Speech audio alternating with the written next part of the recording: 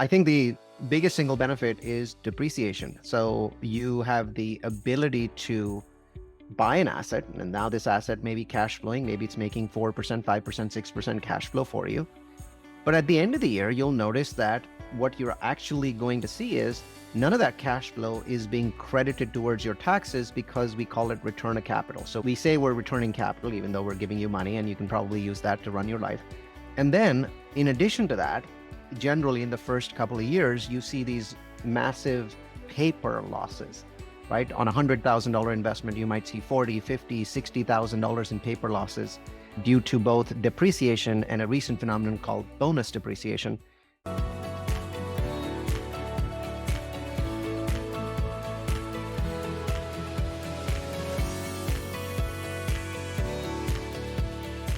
Hello, everyone, and welcome to the Journey to Multifamily Millions. I'm your host, founder and CEO of Zama Investments, Tim Little. And on today's show, we have with us a legend in the game, the mad scientist of multifamily himself, Neal Bawa.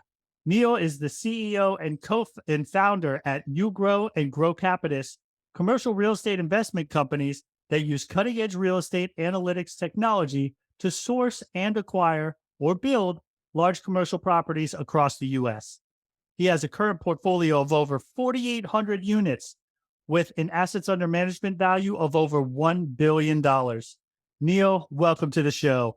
Tim, thanks for having me on the show. It's great to be here. Yeah, and it is great to have you. I'm excited to get into it. But first, I gave everyone a high-level overview of your background. But on this show, we really like to get into the details of how you got started on your journey. So please take us back to the beginning and tell us how you got to where you are today. Got there by accident. In 2003, I was running a technology company with hundreds of employees, and my boss decided that he did not want to rent a new campus and asked me to be involved together with him to build a new campus. So on July 4th, 2004, we opened a custom campus that we had pretty much built from scratch. And so I got into real estate in reverse. Most people do a fix a flip or they do a standard single family rental. I ended up building a 27,000 square foot building from scratch and worked really well. Massively elevated our business. We ended up building 6 more, no investors, no syndications, just us, and ended up getting incredible tax benefits. And I live in California, so I was paying 50% of my salary in taxes. And all of a sudden there were years where I was paying very little. And that turned me into somebody that truly understands the incredible benefits of real estate. And by the time I had enough, I'd saved a lot of taxes in 2004, 5, 6, 7, 8. I'd saved a bunch of money. And so in 2008, I got into single family, perfect timing, went out and bought dozen plus properties and still own most of them. And then started my journey towards real estate data science. Data science is my major, computer science geek. And so I basically started that journey in 2009 when I was buying my single families, and that journey went on for about 5 years before I actually got into syndication in 2014. So now since 2014 or 15, 36 projects, 950 active investors, and about $1 billion assets under management, including the new construction projects. So it's been a long journey. So 2003 to 2023, 20 years, but only less than 10 years of that has been as a full-time real estate professional. The rest of it was simply me trying to reduce taxation and reduce the impact of taxifornia. Yeah, and that totally makes sense. And obviously, we have listeners who are coming from a variety of backgrounds. Some are very savvy in the real estate industry, and others may be listening for the first time and really trying to understand what all the buzz is about with real estate. So, for those folks, can you talk about some of those tax benefits associated with real estate investing? Of course, I think the biggest single benefit is depreciation. So you have the ability to buy an asset, and now this asset may be cash flowing, maybe it's making 4%, 5%, 6% cash flow for you. But at the end of the year, you'll notice that what you're actually going to see is none of that cash flow is being credited towards your taxes because we call it return of capital. So we say we're returning capital, even though we're giving you money, and you can probably use that to run your life. And then in addition to that, generally in the first couple of years, you see these massive paper losses, right? On a $100,000 investment, you might see $40,000, $50,000, $60,000 in paper losses due to both depreciation and a recent phenomenon called bonus depreciation. And what that allows you to do is to basically write it off against other passive income. If you can also write it off against active income if you or your spouse is actively involved in real estate, or if you're a syndicator. A lot of people that are listening to Tim's show are actually people that got into syndication because then they can be active in real estate. So once they're active in real estate, they can actually write off their other active income as opposed to just their passive income. So it's tremendously beneficial to invest passively in real estate, but it's even more beneficial to have some, it's your leg. I tell people, keep your day job at Google or Apple. Don't get rid of that. That's making you money. But get into syndication on an active basis where you're a GP or a small general partner in a deal, because then you have the ability to basically write off use depreciation against your active income.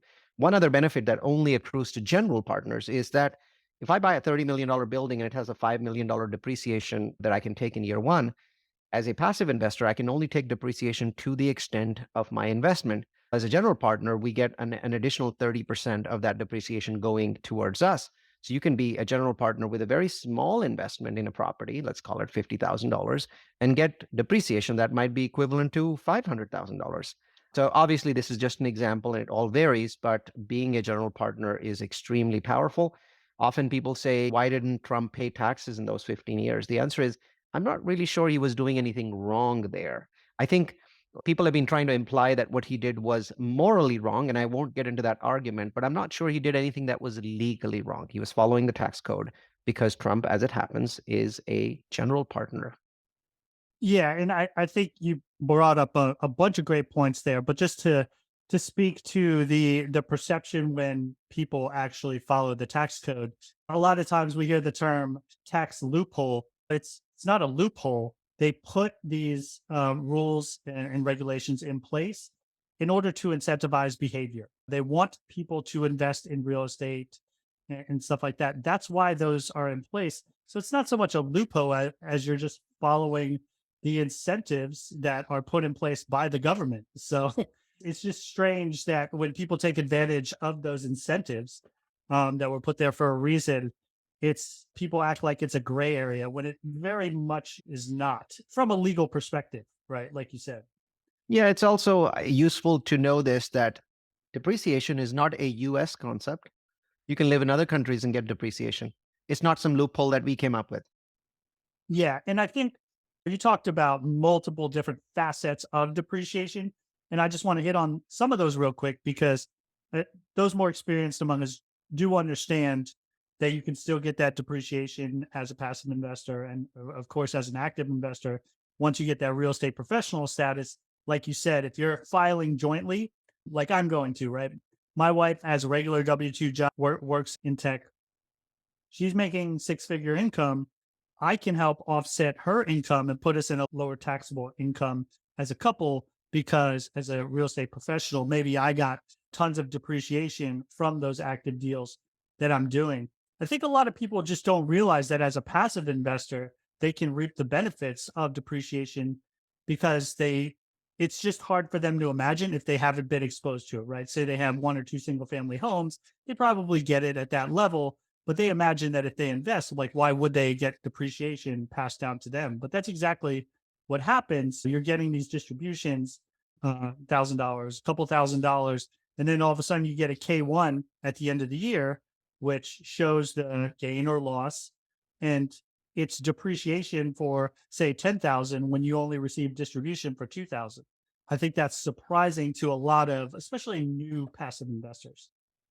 I think so. And then I think the key is that anyone who is interested in learning how to get depreciation on active income should read on ChatGPT the definition of real estate professional. You'd be surprised that you can hold down a full-time job and still get to a real estate professional status. It's possible. Yeah, absolutely. It's all just a matter of tracking your hours and, of course, consult your CPA. Doing something with those hours, right? You can track, but I'll also actually do something with it. Yep, absolutely. No, and you talked about those single family homes that you started in, and I think you said you started in 2009 with that, which if that's the Yeah. case, yeah, that would have been ideal time to get into that market because you came in right after the bottom fell out. How was your timing? How did that help you in terms of the value that you saw increase in those over time? And at what point did you switch over to more the multifamily side as a focus for your investing? Yeah, when people hear this, I bought my first single family home in late 2008, and then 2009 I just went into a buying frenzy. Did that in 2010 as well, and then 11, 12 I was slowing down, and shouldn't have slowed down. Actually, should have kept going for another 3 or 4 years, but didn't know any better. A lot of people think, "Oh, Neal, you were just lucky." And I want to remind you, I want to remind everybody that this is why people are not successful in real estate, because they're like, if I was there in 2009, I would be buying everything. I want to remind you in 2009, we couldn't find, if we put 100 people into a room and said how many of them should be buying real estate, almost 100 would say, "Are you crazy?" Mm. There was no one interested in buying real estate. Why would brand new properties that cost $250,000 to build be available for $100,000 if people were interested in buying real estate? You could literally walk into a city, a newer city, and you'd see this road, and every single home there was available for sale at 40% of its construction cost, and no one was buying these. So there's this very snooty feeling that investors have that, well, if we had started in 2008, of course, we would have made a lot of money. No, we were extreme contrarians. My family, I went and basically was stupid enough to tell my family that my data science was showing that this was the best time in history to buy single family rentals. I went and explained that in for 30 minutes straight without letting anyone, without pausing at a family event. My family banned me from coming to family events. That was the end result of that. After 30 minutes of what I thought were phenomenally well practiced math driven arguments, I was told, don't show up at our events because other people are going to lose huge amounts of money because you're such an idiot. That's what was happening back then. So when people say, you got a great opportunity, no, we were shitting in our pants as we were going out there and making cash offers because everyone around us was telling us that we were the biggest idiots of all time. This is pretty normal. So today, again, multifamily properties have dropped 22% and are on their way to drop, I think, to 25, 26%. Larger properties have dropped about 22%, smaller properties maybe 18%. But if I was to ask 10 investors today, just a random set of 10 investors, are you investing in multifamily today? 9 would probably say no. Now, if I were to ask those same investors 18 to 24 months ago, 9 of them would say yes. And they were buying extraordinarily expensive properties with extraordinarily bullish assumptions 18 to 24 months ago. But because money was raining down on them, they weren't asking any questions. And today, when things are so much more reasonable, exit cap rates have gone into the 5s. That's great. Rent assumptions have gone into the 2s from the 3s and the 4s. People are paying 22 to 26% less than they were paying before. All of these things mean that this is an incredible time to buy multifamily. I just can't convince anybody of that because I don't think that investors are investors. I think that they're speculators and they like thinking of themselves as investors. It's like, I'm an investor. An investor invests in assets and they invest in a market cycle. Speculators put money down when things are good and stop putting money down when things are bad. So I think a vast majority of the people that ignored 2008 are also ignoring the opportunity today in multifamily for the same exact reason. Yeah, no, that makes a whole lot of sense. And I think you're right to point out that the context matters, right? There's hindsight is always 2020, et cetera. But there's a lot of armchair quarterbacks out there who, to your point now, are saying, oh, I can't believe someone had bridge debt on these properties and have been more conservative. And it's yes, we were purchasing off whatever the current environment was. We try to underwrite to conservative standards always. And I think most syndicators will say that, but one cannot presume the Fed raising rates 10,000 points over the shortest amount of time in our history. And so it's really easy for people to sit back and say, yeah, it should have never done that deal. It had way too much leverage. Well, we never I had a think bridge debt, but on one side, I agree with you. On the other side, I completely disagree, Tim. So the part that I completely agree with is there wasn't any data point out there that the Fed funds rate would go from 0 at the beginning of late 2021 to 5.5 points today. There was no data. I right. can't find anybody that suggested that would happen. And not even mavericks, like people who are constantly gloom of doom, have suggested that. So from that perspective, I hold the entire industry to be blameless. But what was clear is that prices of properties were completely out of whack during that time frame. And so I'm going to do the mea culpa first. During that madness period, which basically started at the end of 2020 and went until maybe mid 2022, right? So 1.5 years, 6 or 7 quarters of madness. I think the best way to tell who is a good syndicator is to figure out how many properties they bought during that time frame. How many properties? My answer is 1.5. One of those I already owned. I simply wanted more control, and my partners wanted to exit, so I basically exited those partners. I don't know if that one counts because it's a property that I've been running for years that I still own. But I'll count it as half a property. And then I bought one, but I was lucky with that property. In that property was in a very small market that most people would not like. It's called Killeen, Texas. It's a military market. But I was able to buy it for 5 cap because a lot of people don't want to buy military properties. And I said, instead of buying 3.5 cap in Austin, I can go 52 miles outside of Austin and buy 5 cap. And I'm pretty pleased with what happened there. So on the one side, I was able to buy a very rare 5 cap property on actuals. On the other side, it was a property that I already owned that I wanted to exit my partners. But other than that, during that 18-month time frame, when money was raining on us, I didn't buy anything. And so a lot of it really came from just this fear, somewhat irrational fear that something would go wrong because everything was so expensive. Something did go wrong and I didn't anticipate it. I didn't anticipate interest rates. But when you are priced for perfection, anything less than perfection hurts you, whatever it might be. So my rationale for staying out was this is priced for perfection, and perfection is just an impossible thing to achieve. So I think that there was a lot of irrational exuberance amongst syndicators in that 18-month time frame. I think a lot of it is reflected on the syndication industry primarily being formed in 2014 and later. The Jobs Act in 2012 democratized syndication, democratized investing. And by 2014, a lot of shops had formed. A lot of them have formed in the last 3 or 4 years, right? Syndicators, basically some big syndicators, their first property was purchased in 2016 or 17 or 18, right? We were buying properties in 2014, but I can't say that I've had more experience than that. I think that this is good for the industry. There's a humbling process that the industry has gone through in the last 12 months. We are not a bulletproof process that the industry has gone through. And I think that our millions of investors are going to benefit from it in the next 10 years from what has happened in the last 12 months. This is good for investors.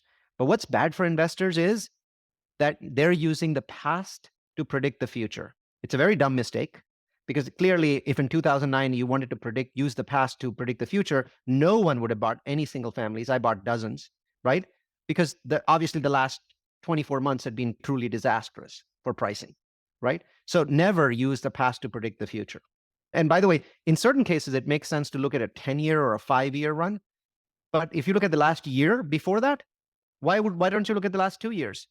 From the end of 2020 to the end of 2021, the United States experienced 15.5% hike in rents. Why not use that? You shouldn't, because the following year they came down to 5%. Today they're down to 1%. That averaging of 3 years still shows you that rents grow faster than inflation, because if you average the inflation over those 3 years, rents are higher. If you look at it in the last 12 months, rents are lower than inflation. And that's not the way to look at it. So averaging is useful, but looking at just the experience of the last 18 months and only cherry picking the distress time frame and making your decisions based on that is not investing, that's speculation. And that's what's happening with investors. Every investor I see out there today is a reverse speculator. They're a scared speculator. Yeah. And I think a big part of that being a speculator is that they don't have the time or desire to go into the details to really do the due diligence and dig into it. And as someone who focuses on data, what are some of the key data points or macro trends that you're seeing right now that people should pay more attention to? You talked about some of the trends leading up and how that's important context in and of itself so that it informs what you can predict will happen in the future. But what data points or macro trends are you seeing right now that people just need to pay more attention to? I am not looking at inflation. 18 months ago, inflation was important. 9 months ago, inflation. Even 3 months ago, inflation. Today, anyone looking at inflation doesn't understand how market cycles work. Today, you need to look at disinflation or deflation. The industrial index has been now negative for 5 months and it's accelerating. Its negative status is accelerating. M2 or money supply has dropped by $1 trillion in the last 4 months. Container shipping costs from China to the United States are now cheaper than they were in 2019, even if you don't adjust for inflation. Demand is dropping in the United States very quickly. We were at 400,000 jobs a month. We're now at 188. So today, the fear is, has the Fed overdone it? There's people who are still like inflation. You don't understand that when you see a 4.7% annualized number, the last 2 months have been 0.2 and 0.2. So if you just annualize the last 2 months, we're at 2.4, not 4.7. An annual number is good to look at in a normalized market. The last 12 and the last 24 months have not been normalized. If you look at the annual number for inflation in 24 months ago, now what normalizing is really good when you have a market that moves inside a narrow band. That's clearly not the case for the last 24 months. So while you're looking at the last 12 months, always know the number for the last three, because now you're going to know what the trend is. The trend for the last 3 months for either headline inflation or core inflation is much lower than the newspapers are telling you. The real concern is that if inflation continues to trend at this rate, it could go below zero. That's called disinflation. Now, a few months of disinflation is awesome. More than a few months is something that the Fed has no tools to fight. Remember, all of the Federal Reserve's tools that they have in their book are basically designed around simply getting rid of inflation. So quantitative tightening, raising interest rates, all of these work, right? And you might say they can drop interest rates and that boosts inflation. Actually, no, it doesn't. Hiking interest rates kills inflation very quickly, and you've seen that 9.1 to 3 in just 12 months. But the reverse effect actually doesn't go quite that same way. Because if demand isn't there because you've killed it with high interest rates, then dropping interest rates doesn't instantly create that demand. It actually takes months or years for the demand to return. So it's not an on-off switch, just like hiking interest rates immediately cuts down inflation, and we've seen that. Hiking interest rates immediately increase cap rates, and we've seen that. The reverse doesn't actually quite happen as well. So here's my prediction. We are in early August or mid-August. My prediction is within the next 30 days, you will hear several Fed governors talk about disinflation or deflation, and that they're beginning to get worried. That's the trend that you should be watching today. And if you're watching inflation as a trend, you're late on that trend. So get your mind away from that. Yeah, no, I'd be interested to see if that comes to fruition, because I agree with you that demand is dropping, but that's primarily a demand in goods. We've seen that demand for services has actually remained pretty robust, and it's impressive how much the American consumer is willing to put up with and keep spending despite their personal circumstances, as we see with credit card balances starting to rise again after they had gone down to their lowest levels in a while. So some of that was revenge spending on stuff like travel and everything else. But it seems on the services side, going out to restaurants, etc., people are still spending money. So I don't know how much that's going to dip. And then with as I'm long going to as predict it's going to dip. I'm going to predict Are you? because services inflation is tied to the percentage of the economy that owns jobs. Keep in mind that today's services economy is based on job gains from 3 or 4 months ago, which were at 400,000. So remember, in June, we added 209,000 jobs. In July, we added 187. 4 months before that, we were at 400,000 jobs. So the inflation that you're seeing in the services economy is not in real time. It's based on what happened 3 or 4 or 5 months ago, because there's a lag, right? So if you want to know what the services economy inflation looks like, you've got to extrapolate the jobs numbers from the last 2 months and move them forward another 3 months. And that's what's going to give you the true picture. And once jobs drop below 200,000 a month, which is basically equilibrium point, then you start to see some weakness in the services economy. And I believe that you will see that weakness in 90 days. And so at that point, when the Fed chairs start to be concerned about this, do you think they will lower interest rates, given that it's one of the only levers that they have? I have absolutely zero belief that the Fed either will or is forced to drop interest rates. I just think that they will reach an equilibrium point, and My belief is, I'm going to say this, I think the last hike in this cycle was in July or June, whichever one was the last one. I think July, they might have hiked it, or maybe it was June, but that was it. So here we are in August. I do not believe that the Fed will hike again. But keep in mind, the Fed doesn't have to hike to reduce inflation. We're at 550 basis points in the Fed funds rate, or 525, depending upon which number you use, because it's a range. That's enough. That's an enormous rock. That's 1,000 pounds on the chest of the economy. You don't have to keep adding hundreds more pounds. It's already there. It's already clearly showing an impact, in jobs. It's clearly showing an impact in inflation. The Fed will hold, and the Fed has really no incentive to drop interest rates until next year. I don't think that there's any movement in the interest rates or the Fed funds rate this year. You should start to see interest rates, which we call mortgage rates. So whether it's a mortgage rate for multifamily, you should start to see those start to drop by December, because mortgage rates are a forward-looking predictive interpretation of the Fed funds rate. So what we've seen in previous cycles is when the Fed pauses, mortgage rates drop because they're a forward-looking interpretation of the Fed funds rate. So you start seeing that drop maybe in December or January, and we'll see continuing drops. The bridge market, which obviously is highly predictive in nature, will start to come back maybe around July and August, because you'll start to see bridge rates go down. The bridge market probably wants to see the Fed drop a couple times before it starts to come back. So they're not going to be satisfied with a single drop. So again, the market will start to improve over the next 9 to 12 months, but it's a slow improvement process. I don't think 2025 is a ball-in year for real estate. I think it's a recovery year. Things will get better every month in 2025. I really think it's 2026 and possibly 2027 where you start to see some good trends in real estate. I never think we're going to see what happened in 2021 again. That was a bizarre data point that was tied to a bizarre event called COVID, and we will never see it again.